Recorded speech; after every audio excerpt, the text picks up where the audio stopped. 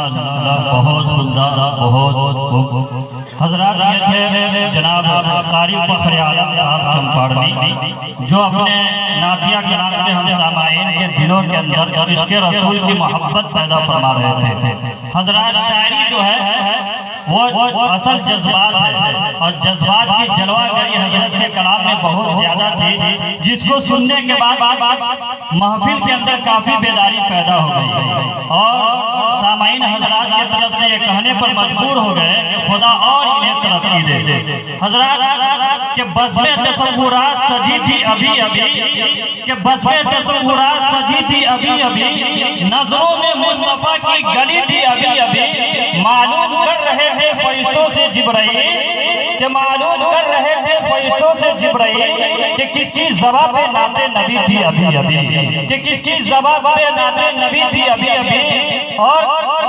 کہ دل کو خوشی سے بڑھ کر ایک چیز مل گئی۔ حضرت کی نعت سننے کے بعد یہ شعر کہ دل کو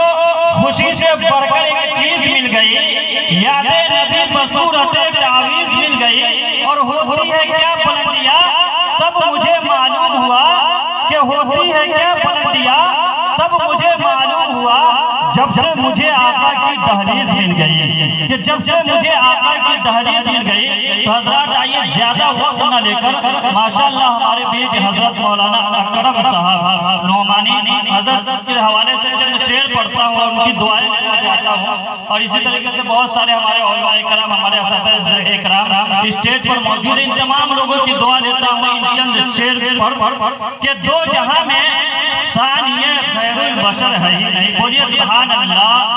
آپ حضرات کے سامنے بہت بڑے خطیب کو میں دعوت دینے جا رہا ہوں، اسی لیے بیداری آپ لوگوں کو بیدار ہونا بہت ضروری ہے، کہ دو جہاں میں ثانیہ خیر البشر ہے ہی نہیں، کہ دو جہاں میں ثانیہ خیر البشر ہے ہی نہیں، کہ ایسا بچہ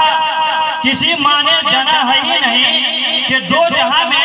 ثانیہ خیر البشر ہے ہی نہیں، اور آئے گھوم کر جبرائیل اور بولے یا نبی پانی تھا پیا ہے ہی نہیں، کہ پیاس تھی پانی تھا پیا ہے ہی نہیں۔ تو آئیے پھر سے تقریر و خطابت کے میدان میں لے چلتے ہیں۔ تقریر و خطابت کی نقاشی شاعر نے کیا یہ خوب کیا ہے کہ خطابت مسجد میں زینتوں میں حرام و منبر ہے، خطابت معرکوں میں تیر ہے تلوار و خنجر ہے، خطابت میں ہزاروں گل کھلائے ہیں ماضی میں،